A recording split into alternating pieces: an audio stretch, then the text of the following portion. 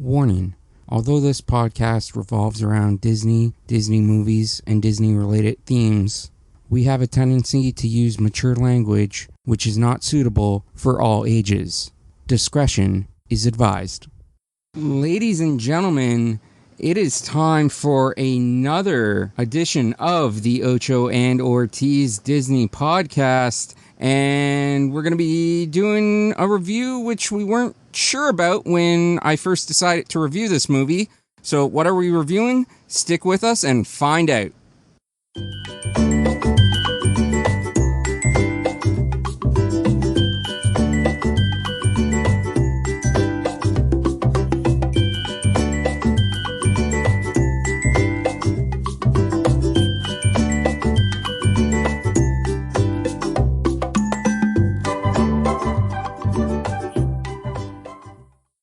That's right, everybody. The Ocho and Ortiz Disney podcast is back in your life. And apologies for another hiatus. We weren't expecting to take this long of a hiatus again, but things have come up. Josh's internet wasn't working. I'm back to work now for the first time in 3 months since COVID sort of set the world in a pandemic. So it's sort of been chaotic with me trying to get back to normal and Josh trying to get his internet fixed. So we took a little bit longer break again than I was expecting, and I have made a decision going forward. So instead of releasing episodes weekly, we are going to do a bi-weekly release schedule. Josh and I will still record weekly, but we will release them once every 2 weeks.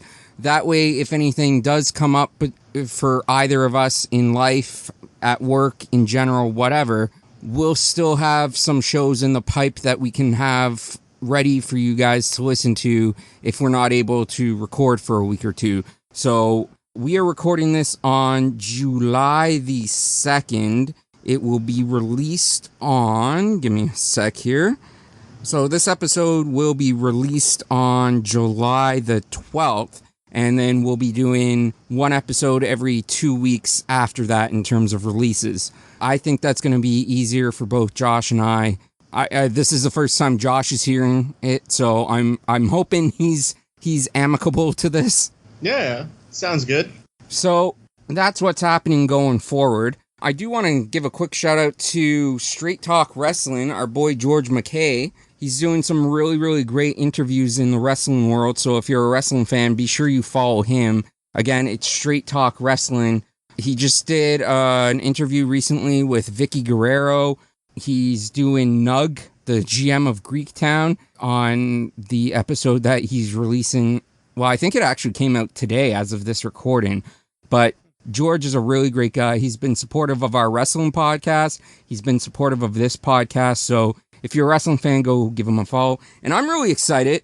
I got buttons in today. The Ocho and Ortiz Disney podcast buttons. So I'm really, really happy about that. And guys, of course, you know where to find us on social medias. I am working on getting a Patreon going for this podcast. And once I do, the buttons will be a part of that Patreon. So for anyone that does a donation of $3 or more, you'll be able to get stuff like the buttons.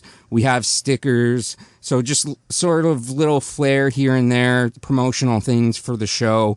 I will keep you guys posted on social media when the Patreon is up and ready to go. Speaking of our social medias, you can follow us on Facebook, facebook.com/Ocho and Ortiz Disney Pod. You can follow us on Instagram at Ocho and Ortiz Disney Pod, or you can find us on Twitter at Ocho Ortiz Disney. And of course, you can find us on most major podcasts and platforms. Stitcher, Spotify, Apple Podcasts, and our main source of uploading is Podbean, Ocho and Ortiz Disney Pod.podbean.com. Please feel free to subscribe, to give us a like, to leave us a comment, and to share us with your friends. We would greatly appreciate it, and it would help us more than you know. We've been getting a lot of great feedback recently from our previous couple of episodes. a lot of shares on the Muppet Christmas Carol episode, a lot of shares on the Maleficent episode. So we really appreciate that. And guys, feel free to interact with us because, I do try to answer as many questions as I can. And I love hearing feedback from you guys. So if you feel like it, give us some feedback. As of what we're talking about today, initially when we were going to record this podcast like 2 weeks ago at this point, Josh, I had told you that I wasn't sure what I wanted to review because it was my turn to pick something. And so I told you at one point I had narrowed it down to like 4 things, and I can't even remember the ones that I had it narrowed down to at this point. I can't even remember if I told you what I had it narrowed down to. You did. But give me 1 second, I'll find it. Yeah, I'm sure it's in your text messages somewhere. Yeah. But I remember what? It was Darkwing Duck.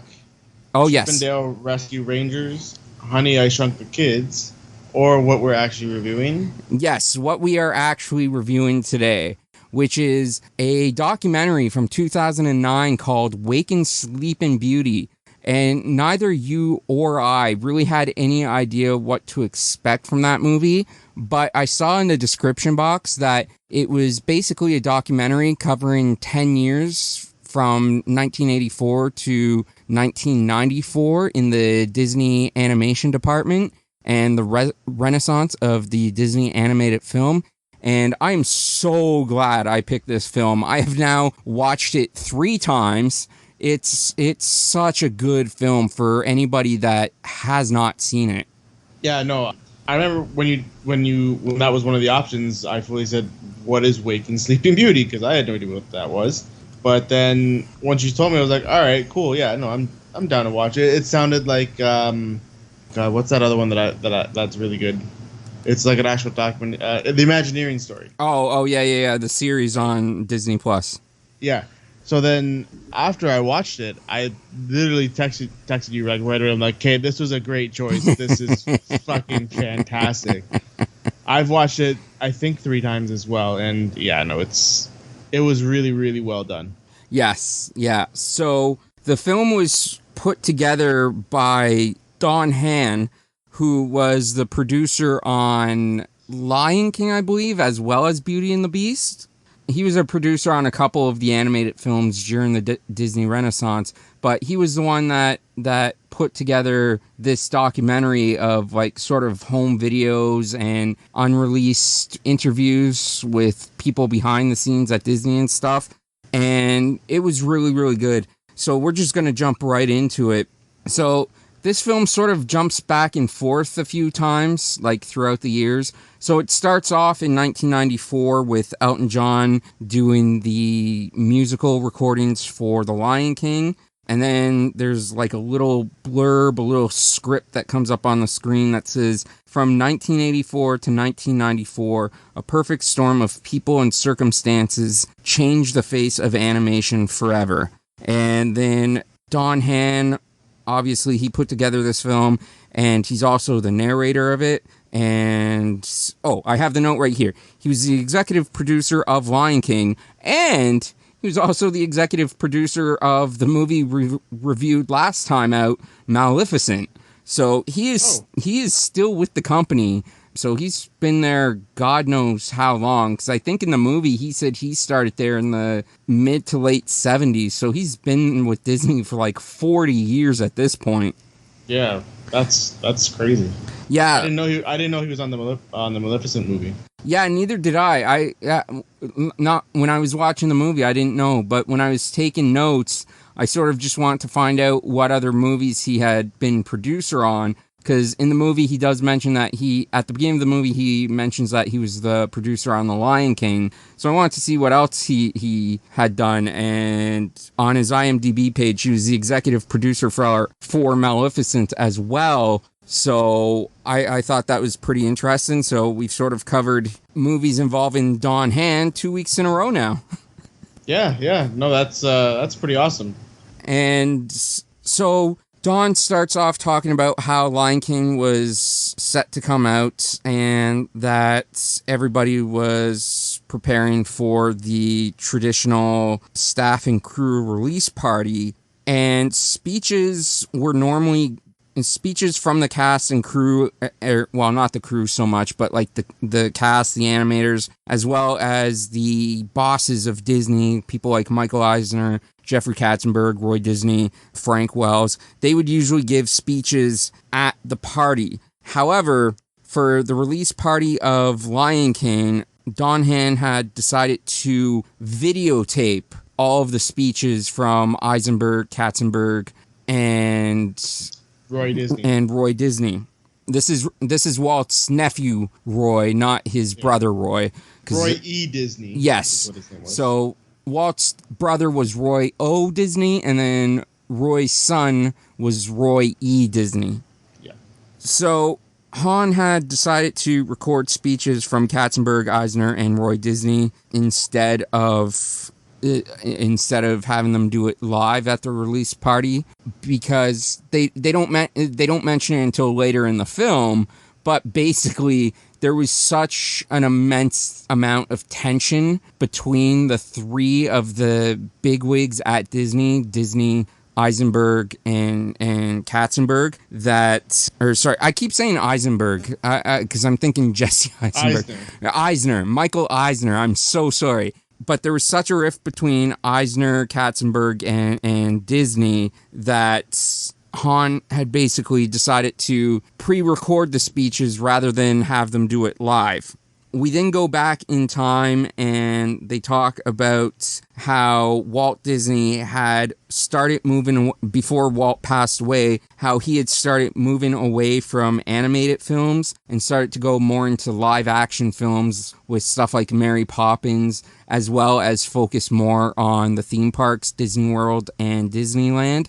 So they talk about how, you know, they sort of moved away from the animated feature, which had made Disney this big household name back in the 30s, 40s, and 50s, and that they were moving on to new and different media and entertainment. They then talk about Disney's financial struggles and the problems with their film department, primarily the animation department, which I find funny now that Disney is one of the biggest corporations, and as I'm finding out firsthand from trying to get merchandise from this podcast, everybody is just afraid at the mere mention of the Disney name. They're afraid that they're going to get sued, which is why it's hard for us to get our podcast onto merchandise, because it says Disney Podcasts on it, and no one wants to host our merchandise selling page when it says Disney. Because I've come up with a few alternate designs, and I've basically been told that because it has the word Disney in there, people are afraid that they'll get sued by the company. So I just find it funny that like 30 years ago, the company was on the brink of bankruptcy, and now they're like one of the most powerful corporations that have bought out a bunch of other studios, and that everybody is afraid of getting sued by. Yeah. I mean, now, like, look at nowadays. Yeah, they are the biggest company, right? Yep. Buying absolutely anything and everything. Yep, they're definitely the biggest company. They have Marvel. They have a lot of Fox properties. Star Wars. Lucasfilms. So yeah, they're one of, if not the biggest corporation out there right now. So yeah, it's just funny how far they've come. And I can't remember who they said it was that was planning on buying Disney, but basically the person that was planning on buying Disney in the 80s wanted to completely break it up and just sell it off for their own further profit. So that guy, he's actually, they talk about him in the Imagineering story, and it wasn't just like Disney. That's literally what he did for like a living. Was he would buy a whole bunch of like shares in the company, and then he'd almost have like a majority of it, and then he would go out and like sell off the companies unless the other like people within the company bought him out, which is what Disney did. Yeah, Roy Disney ended up buying out shares to make sure that he didn't end up getting majority control of the company. And then once Roy bought his shares, he brought in Frank Wells and Michael Eisner from Paramount in a move to try to save the Disney company. Michael Eisner then brought in Jeffrey Katzenberg to head Disney's film and animation department. Katzenberg came in to the animation department as they were working on The Black Cauldron, and it was mentioned in the movie that The Black Cauldron cost $44 million to make back in 1983, I think is when it was ended up being released, and it did less than half of that at the box office. It only made $21.3 million, and the documentary points out the fact that it was beat out at the box office by the Care Bears movie, and that was pretty much rock bottom for Disney animation. Yeah, Katzenberg also talks about how when he did come in during that time, how he's like, well, this is very dark. We need to, like, edit it and cut some stuff out. And they're like, what are you talking about? It's an animated movie. You can't do that. He's like, of course you can. So he had to, he told them to, bring him the finished film, and he would show them how to edit an animated movie. Yeah, so he taught, and at the time, a lot of the animators were still Walt's 9 old men, although they were starting to retire, and a newer, younger bunch of artists were coming into the animation department. But at the time of The Black Cauldron, it was still mostly Walt Disney's 9 old men. And, of course, they were stubborn in their ways with how they wanted to do things. And Katzenberg, as you mentioned, basically showed them how to edit an animated film and how to make cuts and stuff on it. Yeah, because they were stuck in their ways. And he said that he found that a lot of the older crew would always ask, well, what would Walt do, right? Mm-hmm. And they were saying, basically when Katzenberg came in, he's like, you can't let this be run by someone who's been dead for however long now. At that point, it would have been about 16, 17 years. Yeah, exactly. So did you know what I noticed when they were showing some of the newer artists that were coming in? I thought it was really cool. I didn't realize that Tim Burton was one of them. Yeah, I didn't notice. I didn't know that either. And I knew he did a couple things like with the movie you hate so much. I forget what it's called. Nightmare Before Elm Street. Or Nightmare Before Christmas. Sorry. Nightmare on Elm Street is a fantastic series, by the way. If they combine Nightmare on Elm Street with Nightmare Before Christmas, I think I might actually enjoy that movie.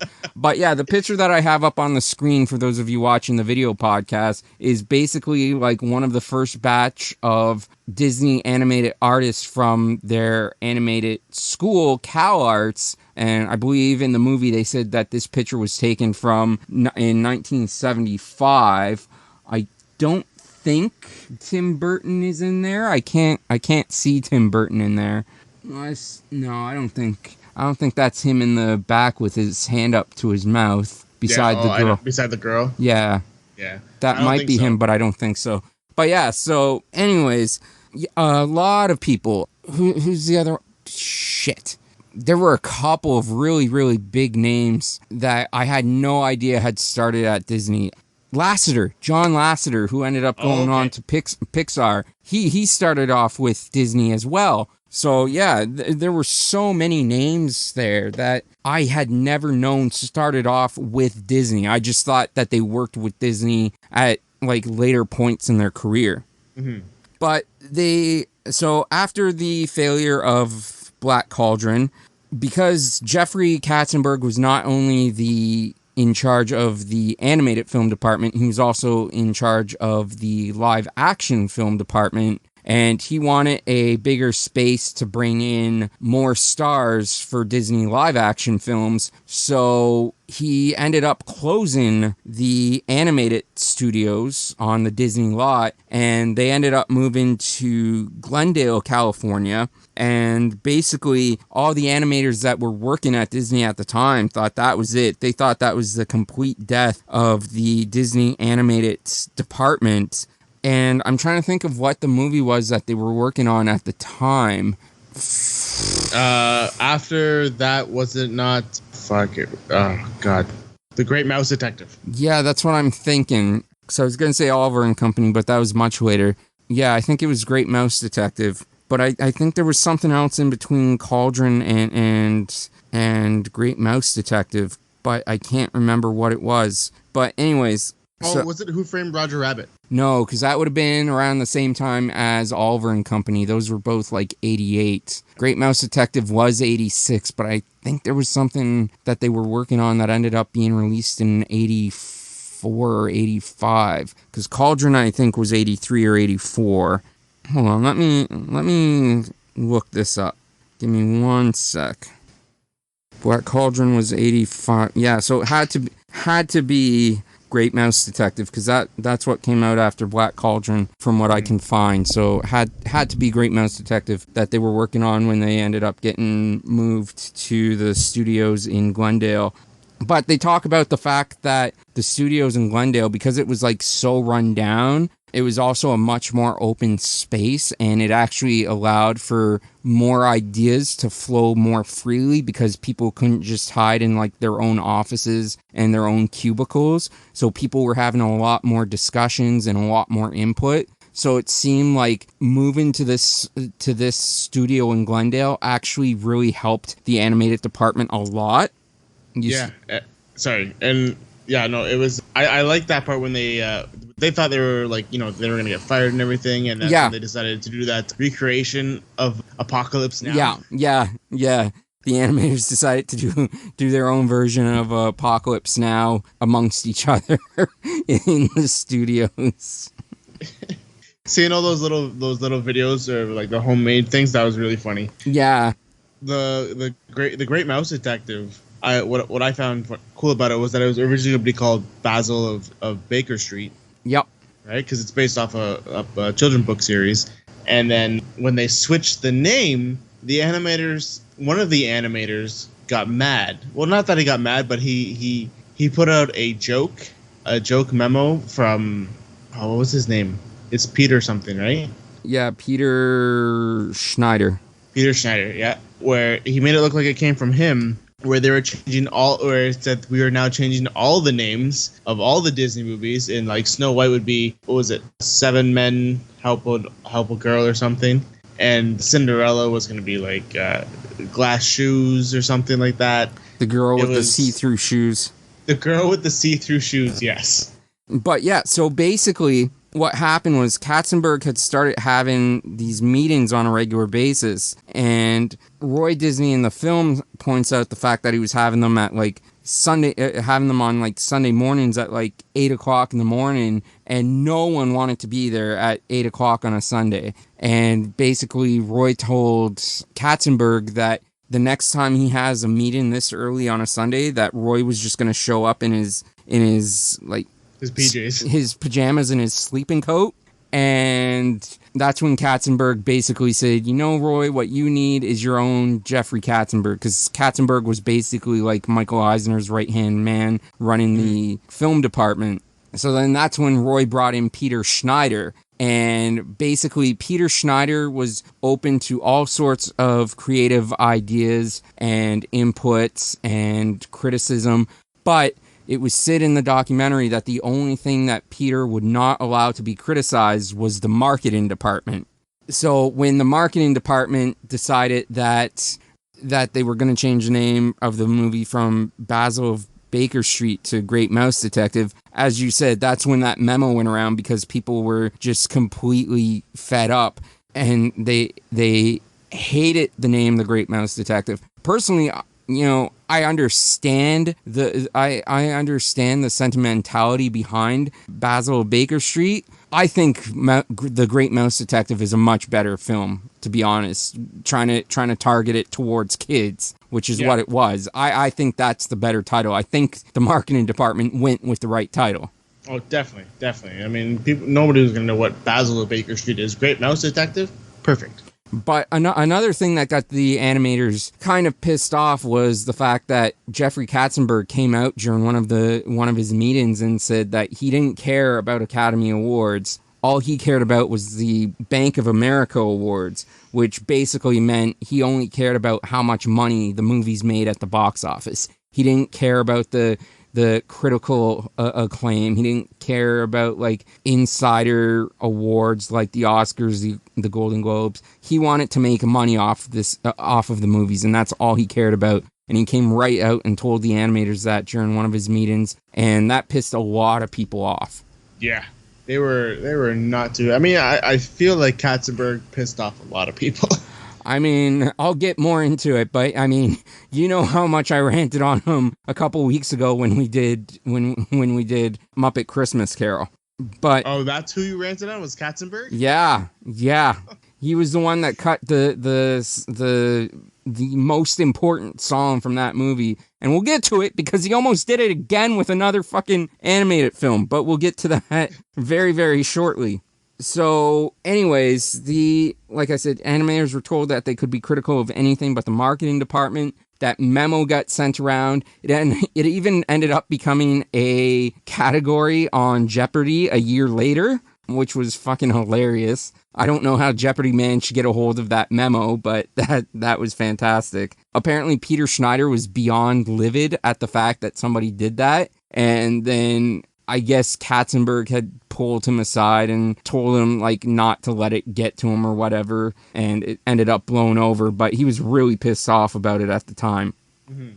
Great Mouse Detective ended up doing well at the box office, but it did end up getting beat out by the first animated feature directed by Steven Spielberg, An American Tail, as Spielberg had wanted to start getting into more and more animated films, and An American Tail was like sort of his first big one, and that beat out Great Mouse Detective at the box office. But Great Mouse Detective still did much, much better than what Black Cauldron did, so, you know, they sort of counted it as a small success. We then see we're then shown a bunch of media clips with Roy E. Disney, Jeffrey Katzenberg, and Michael Eisner on various press junkets around the release of Oliver and Company, because that was the next movie up after Great Mouse Detective. And in one clip, Michael Eisner is asked if the company can afford to keep doing animated films, because they were talking about how each animated frame of a film cost upwards of $10 million. So the interviewer asked him point blank, can you keep affording to do animated movies with how much it costs? And Eisner came right out and said, no, but we're doing it anyways. We have to do it. Essentially, that's what this company is its animated film department. So no matter how much money it costs to make these films, they were going to keep doing it because that's what their legacy was. And then after that, we see another clip of an interview of Roy and Katzenberg together talking about their plans to do at least one animated feature film a year for the Disney animated department.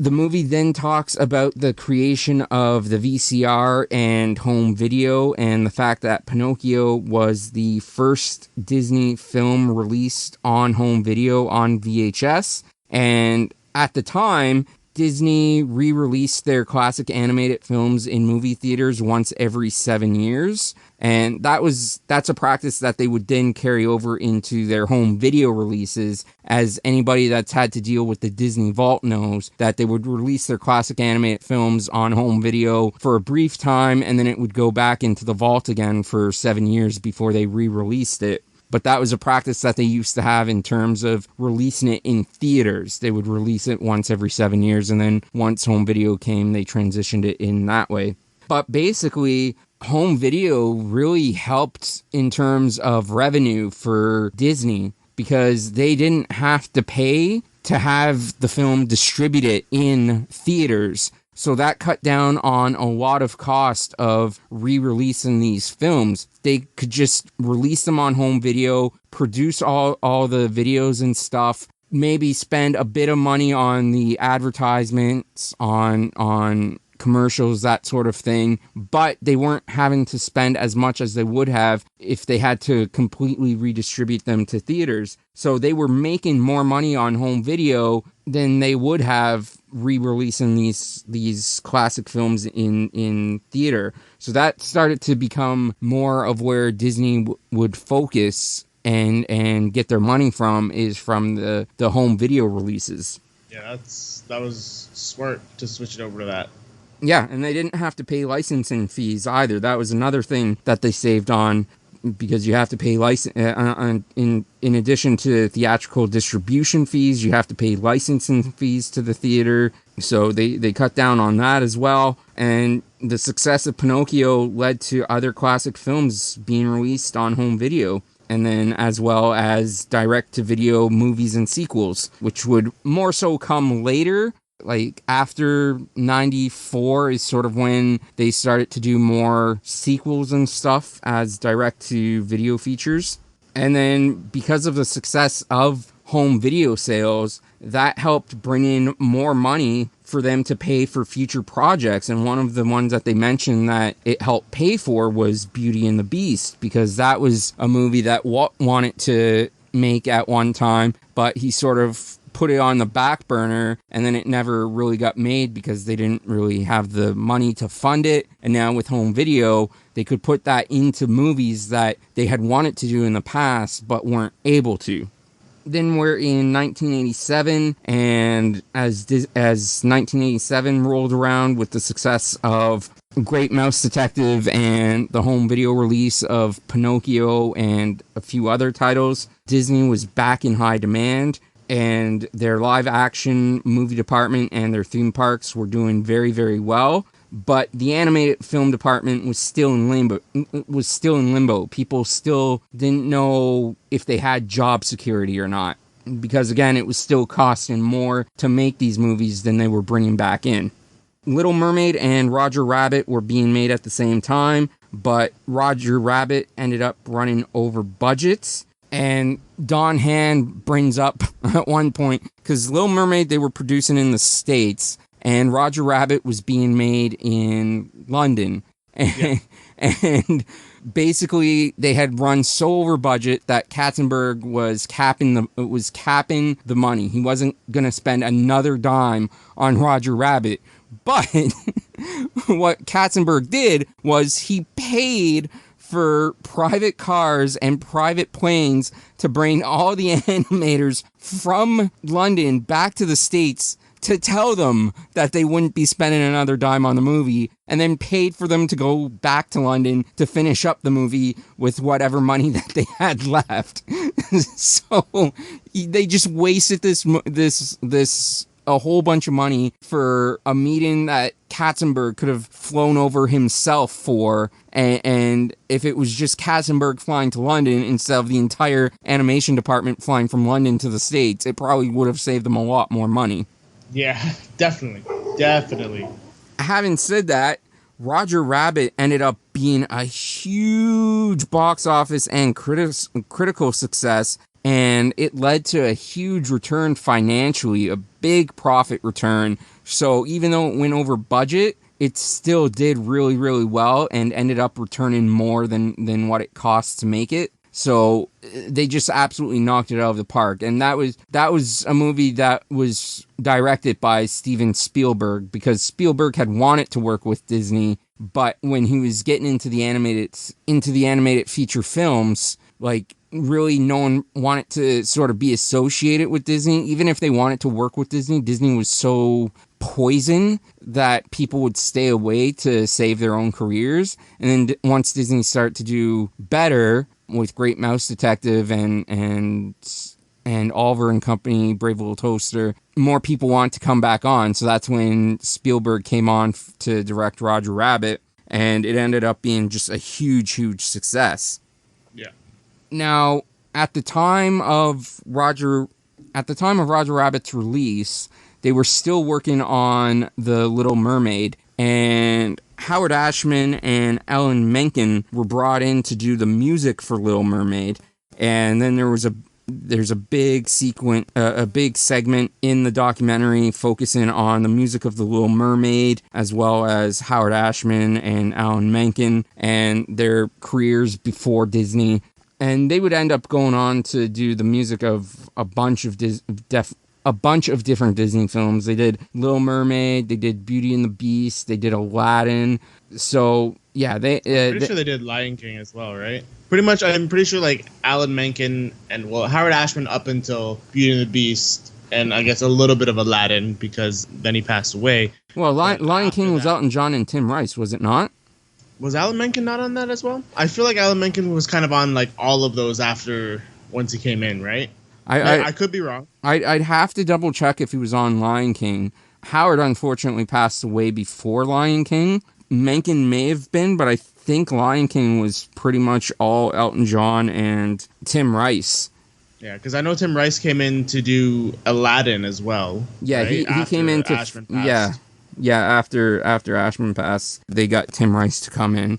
Yeah, no, but seeing some of those clips for Little Mermaid with Howard Ashman just kind of going through the songs of like going through Part of Your World with Jodie Benson, that was pretty cool to see. And then how he came, I think it was Ashman's idea to make Sebastian Jamaican, right? Yes. And then seeing that how he's like did it. Oh man, that was really cool. I really like that because we just did Little Mermaid not too long ago as well, right? Correct. Yeah, no. From what I can see, Alan Menken had no input with Lion King. It was Elton John and Tim Rice. But yeah, so Alan Menken and Howard Ashman, like you said, they were brought in to do Little Mermaid, which we reviewed a few weeks ago, and yeah, it was Howard Ashman's idea to make Sebastian Jamaican, and it was just really great to see the behind the scenes process of Menken and Ashman working with not only the vocalists and the actors, but having their meetings, talking to the animated department about how they saw the music fit in with the rest of the movie.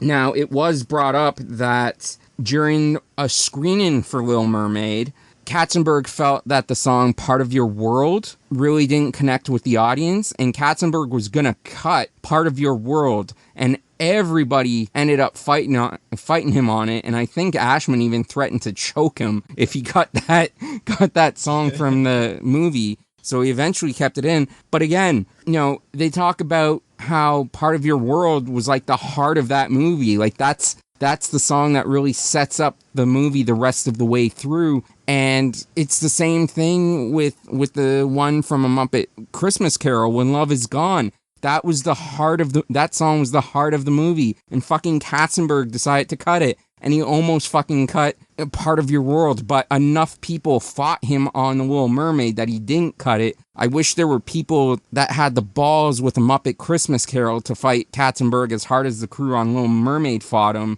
Katzenberg doesn't know what the fuck he's doing when it comes to the music department. I'll tell you that much. But I digress. Little Mermaid was a critical and commercial success.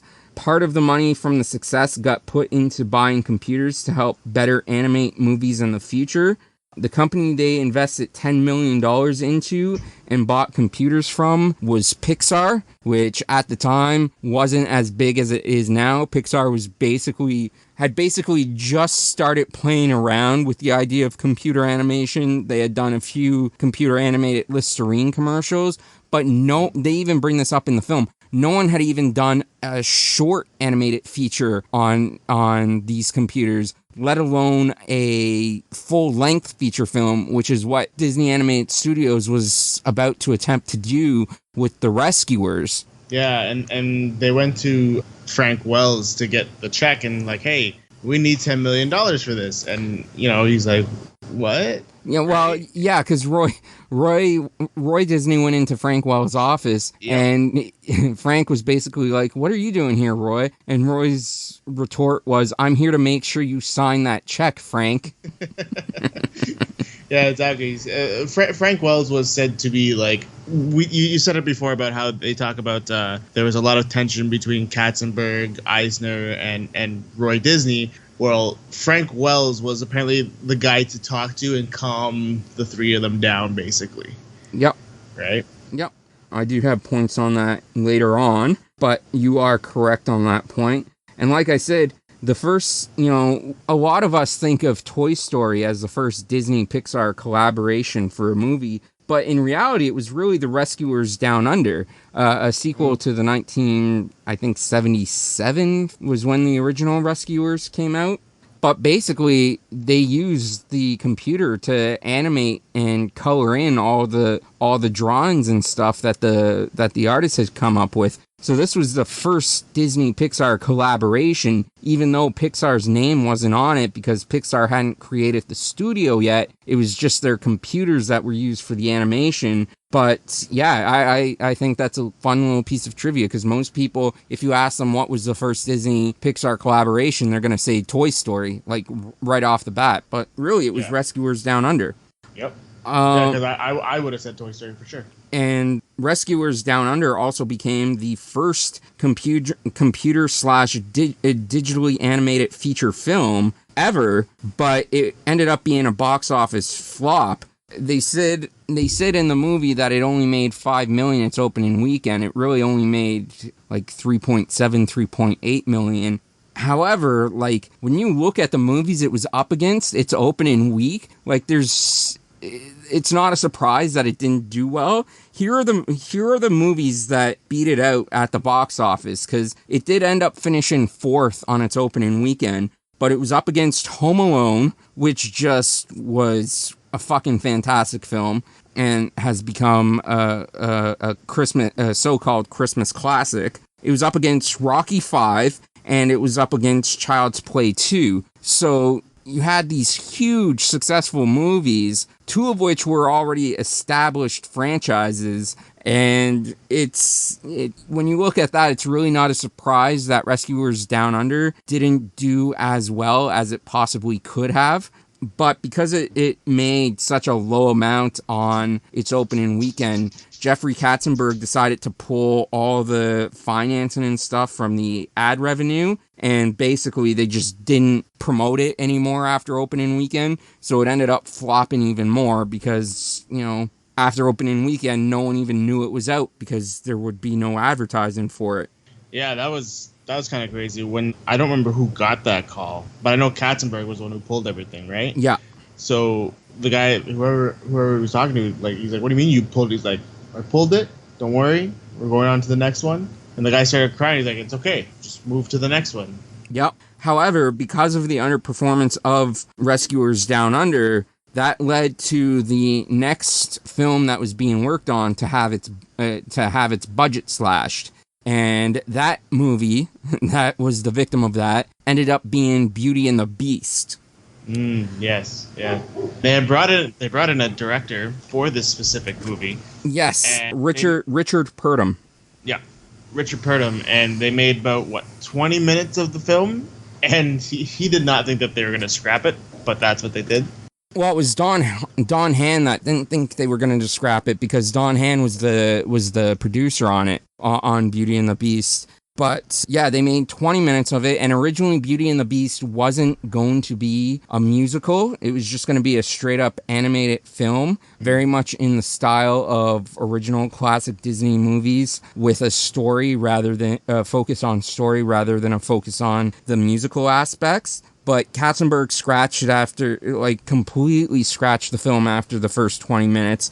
And when Richard Purdom realized that Katzenberg had no intent to make the movie that Purdom had envisioned, he quit the project. And then 2 of the story artists who were working on the movie at the time, Kirk Wise and Gary Truesdale, they then became the quote-unquote acting directors because there was no one else to direct the film. So these 2 basically just got promoted up to directors. Gary and Kirk both went on to co-direct Hunchback of Notre Dame as well as Atlantis: The Lost Empire. And Gary also directed a bunch of the Shrek animated short features. So not the actual theatrical releases, but like the Shrek Christmas specials and that sort of thing. Gary ended up directing. So this would not be the last project that they would direct, but they haven't directed a whole bunch of movies since then. Just a couple of things here and there. The documentary talks about how Beauty and the Beast was starting to fall apart, and Katzenberg was hosting an annual Hollywood get-together party at his beach house, and Howard Ashman was there, and Katzenberg decided to ask Howard to do the music for Beauty and the Beast. And at first, Howard was reluctant because he was already focused on creating the music for Aladdin, which was a film that he really felt strongly about and was really involved in. But he did end up agreeing to do it. and him and Menken teamed up again to help out with the music for Beauty and the Beast, officially turning Beauty and the Beast into a musical. We then see Menken and Ashman win the 1990 Academy Awards for their work on the music for The Little Mermaid. And Alan Menken tells a story about how after the Oscars, Howard basically came up and approached him and told him that he was HIV positive. Although Alan thinks that more accurately, Howard just said that I'm sick. But Howard had HIV, unfortunately, and on March 14th, 1991, Howard Ashman ended up passing away, which is really unfortunate because he created a lot of really, really good music. And, I don't want to get too heavy here, but, that was during a time when AIDS and HIV were taking a lot of people's lives because we just, at the time, didn't have enough research and knowledge on the subject, and people weren't being treated for it the way they can be today. So back then it literally was a death sentence if you were HIV positive. And as we mentioned earlier, after Howard had passed, Tim Rice was brought in to finish the music for Aladdin. Howard had finished the music for Beauty and the Beast before he had passed. The movie hadn't been released yet, but it had pretty much been all but completed. They were, at the time of his passing, they were starting to do the screenings for it, show it around at film festivals and stuff like that. But unfortunately, Howard, it's mentioned in the movie, never did get to see the final completed feature film for Beauty and the Beast. Yeah, they talk about how they sent a rough draft, basically, of Beauty and the Beast to I think it was the New York Film Festival. Yeah. And that's the first time they've ever sent one of the Disney movies to the film festival. And it just got a standing ovation, and everybody was going crazy for that. And then after, that's when they all went to the hospital to go see him. And, they said, when they were all saying their goodbyes, I think it was Menken who was like, who would have thought that this movie would be a hit? And he said, I did. Yeah. And then, yeah. But after the wrap on Beauty and the Beast, and after all of the acclaim it was getting from screenings and film festivals, it started to become more and more clear for everybody that worked in the animated department that there was a rift going on between Roy Disney, Jeffrey Katzenberg, and Michael Eisner. More so between Roy and Katzenberg because they were around the animated department more than Eisner was. And for the record, if you're watching the video podcast, that's not Michael Eisner in the picture. It's Roy Disney, Katzenberg, and Peter Schneider. I'm sure there's one that exists with Eisner and Disney and Katzenberg, but I couldn't find one when I was doing a quick Google search to put this all together. But anyways, so the rifts started to happen and become more visible. And around that time, Jeffrey Katzenberg started to promote himself more and more, and that infuriated Roy.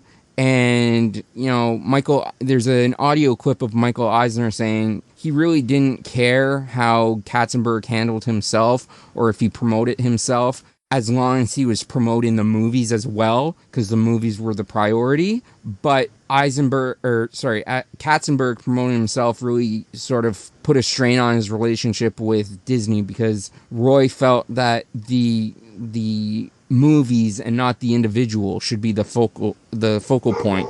So again, Eisner didn't initially care as long as Katzenberg was mainly promoting the Disney films. And this is where it's brought up that Frank Wells was the glue that held them all together. So whenever they had issues with each other, they would go to Frank, and he would basically be the mediator to sort of calm things down and work things out and make sure people's egos were kept in check. Because it was said that Frank Wells really did not have much of an ego. He put the business before himself. So he was the glue that held them together. The animosity between Eisner, Disney, and Katzenberg became apparent to staff during the speeches at the staff screening party for Beauty and the Beast. At the screening, Michael announced that that there was going to be a new studio created on the Disney lot for the animation department 7 years after they had been kicked out from the Disney lot and moved to Glendale, California. And Jeffrey was furious because he had not been notified at all about the fact that there was going to be a new animation studios on the Disney lot. And Katzenberg basically felt like he was the one that really helped build the animated studio back up and bring it to prominence, and that he should have at least been consulted about this. So he felt insulted that no one had really mentioned it to him, and that this was a bombshell that was just being dropped on him at the cast and crew screening party for the movie.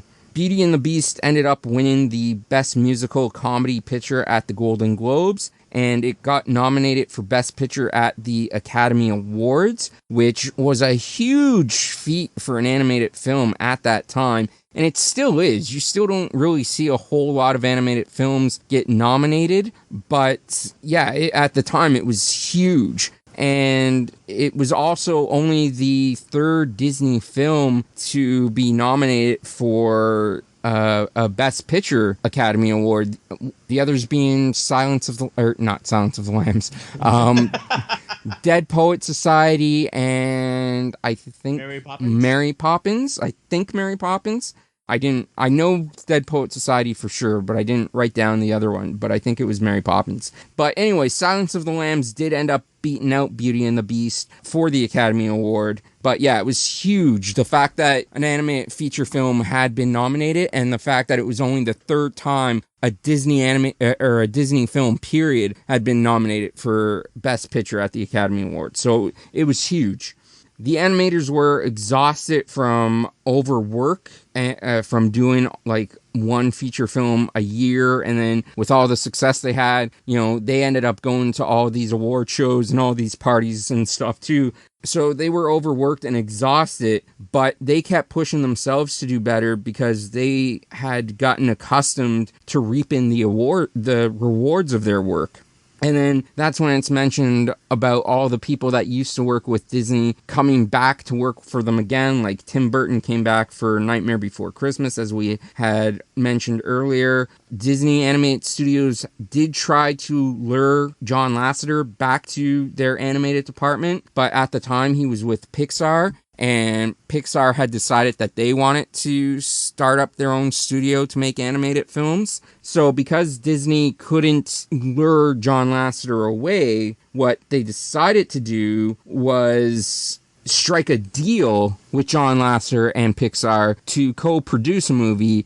That movie, of course, being Toy Story. And then that led to the Disney-Pixar animated partnership that we have today. But it basically started because, we mentioned about Rescuers Down Under, but basically the fact that Pixar wanted to start their own animated studios, and it's not really mentioned in the film, but Disney really didn't want that competition. So they basically worked out a deal where they would co-produce movies with each other. And it was mentioned that it was Peter Schneider that struck that deal to co-produce movies with Pixar. More and more Disney animated studios were opening all around the world in order to produce more films more frequently, but everybody in Disney animation was being spread way too thin. Again, going back to the whole being overworked thing, but again, they were reaping the reward, so they were going to do what they had to. And then in 1992, Aladdin opened and became the first animated film to gross over $200 million at the box office. And there's a clip of Peter Schneider talking about the animated feature's success, and he talks about how the entire company rallied around the success of Aladdin, and they ended up selling more merchandise, more attractions, and stuff of that sort, and that led to more revenue from Aladdin for Disney, although there's no mention of the fact that this caused a huge rift between Robin Williams and Disney, specifically Robin Williams and Jeffrey Katzenberg, because when Robin Williams agreed to play the genie on Aladdin, he didn't want the film marketed around him. He didn't want, merchandise marketed around his character. And basically Jeffrey Katzenberg and Peter Schneider reneged on that and just did it anyways, just went against Robin's wishes. And that ended up causing a rift, and Robin just straight up refused to work on any Disney films for a couple of years after that, which is why in Return of Jafar, the genie is voiced by somebody other than Robin Williams, just because of this huge rift, because Disney had put the focus on marketing, and Robin Williams had specifically asked them not to do that. But again, there wasn't a mention of that in this film, and I really wish there had been.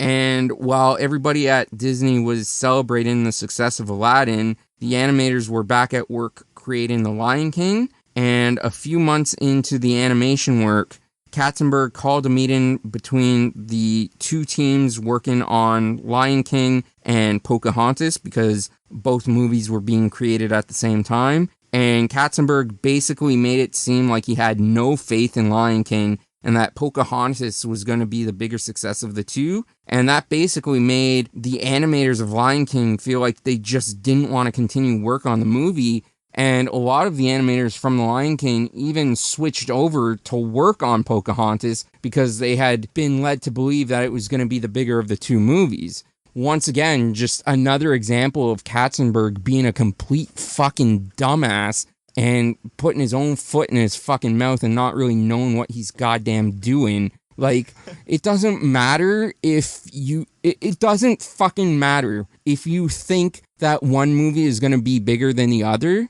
As a fucking executive, you don't let the people working on the movie know that. That's when you're basically, like, giving them complete reason to fucking give up on working on it and just causing complete demotivation. That's not even a word, but I'm making it a word.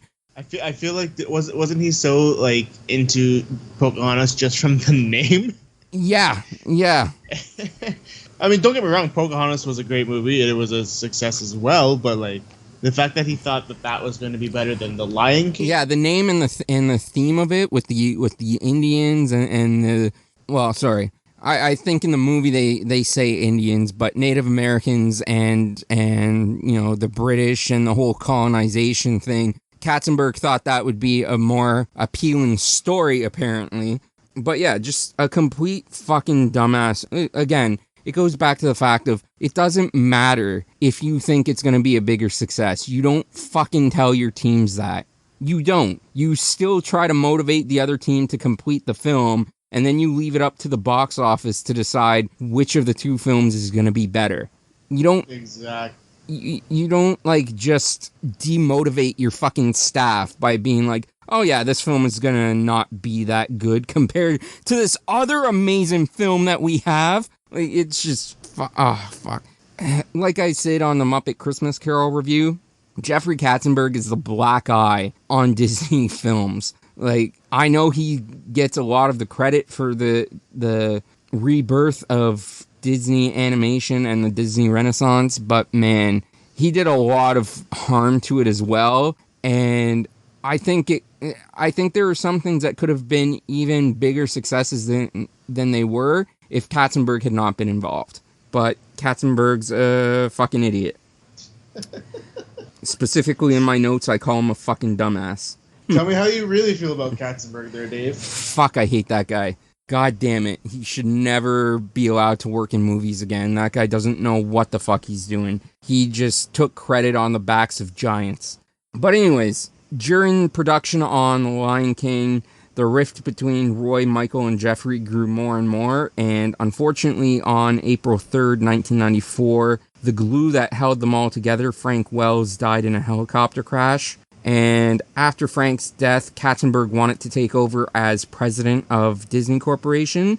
However, Roy did not want to see that happen, and Michael was uncomfortable with Katzenberg making press junkets more and more about himself rather than the company and the movies.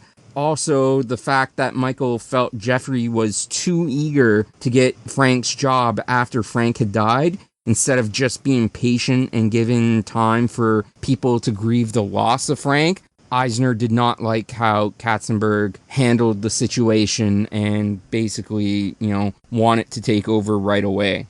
And right around the time of Frank Wells' death. There was an article that came out, I think they said in the Wall Street Journal, that pretty much made it seem like Katzenberg had single-handedly been the reason for Disney's turnaround from near breakup almost a decade ago. Because basically Katzenberg invited these journalists in to tour the Disney studios, but the story really focused more around Katzenberg and how Katzenberg made Disney Studios turn around and become profitable again. And no one really liked the idea of that at all.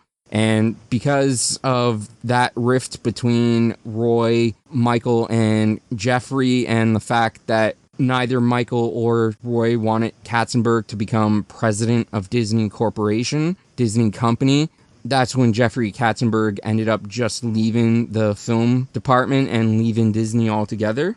And then we cut back to the pre-taped cast and crew speeches that we saw at the beginning of the movie from Michael, Roy, and Jeffrey. And that's when it's mentioned that after the premiere of The Lion King, Jeffrey Katzenberg resigned from Disney. But yeah, overall, this was a really interesting and well put together documentary. I had no idea what to expect going in, but it really gives good detail into the behind the scenes of the Disney Renaissance for their animated films. Because a lot of people just see the Renaissance and they see the reinvigorated success of Disney animated films, and you don't really get to see the behind the scenes of that too often. You don't get to see the infighting and all the conflict that was going on while these movies were succeeding and bringing Disney back to prominence. And I thought it was a really good, unique look, and I just really, really enjoyed this film. Yeah, no, I messaged you like right away. I think it was like halfway through the movie. I said, this is an excellent choice. This is something I didn't know what it was, obviously, because I remember when you sent me that list of the 4 movies, the first thing I said was, what is Waking Sleeping Beauty? Yeah. And you told me, I was like, okay, that should be interesting. And then like the next day you're like, okay, let's do this. And halfway through I'm like, okay, this is awesome. Because again, it reminded me of the first couple episodes of the Imagineering story. And I don't know, I thought it was really well done, really great to see a lot of those old school like home clips, as you said, right? And seeing some of those behind the scene things with Robin Williams doing the voice of the genie, and like I mentioned it before, Ashman with Jodie Benson, and even when they were talking about Beauty and the Beast at one point, you see like Angela Lansbury there, and I thought that was really cool. Yep. So I mean, overall, if you had to give this film, well, I mean, you're going to have to give this film a rating because that's what we do. What would you give this film? I'd give this like an 8 or 9. Like this is really, really well done. Yeah, I think I'm going to give it an 8. It would rank higher. However, there's too much Katzenberg for you?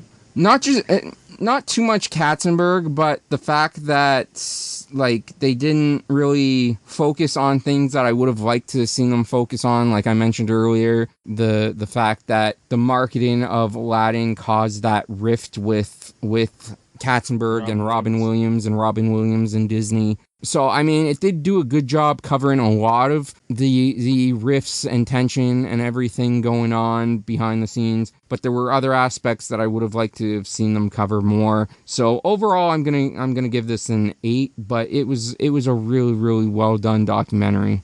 Yeah, no, definitely really well done.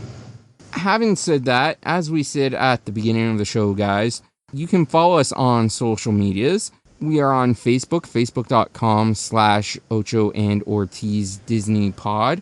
We are on Instagram at Ocho and Ortiz Disney Pod. On Twitter at Ocho and Ortiz Disney. At Ocho Ortiz Disney. And you can find us on most major podcasts and platforms. We're on Stitcher, Spotify, Apple Podcasts, and our main source of uploading is Podbean, Ocho and Ortiz Disney Pod.podbean.com. Again, I am working on getting our Patreon up and running. Our episodes are going to start being released bi-weekly instead of weekly. So apologies for that, but, I just want to have more time to work on these, seeing as how we do the videos and the audio. I just want more time to work on them so I can release them both at the same time instead of having the videos released like 2 or 3 days after the audio's released. And I feel like I'm forgetting something, but I guess we'll just wrap it up because I can't remember. So, Josh, any final thoughts or words before we go? Thanks for listening. If you haven't seen this movie, go watch it because it's really, really good. And yeah, we'll talk to you soon. Yep, and as always, guys, whether you're watching in the morning, the afternoon, the evening, whatever time of day it is, where you are, when you're listening or watching, we hope you have a great day. We thank you for listening. We appreciate you listening, and we'll talk to you soon. Bye-bye.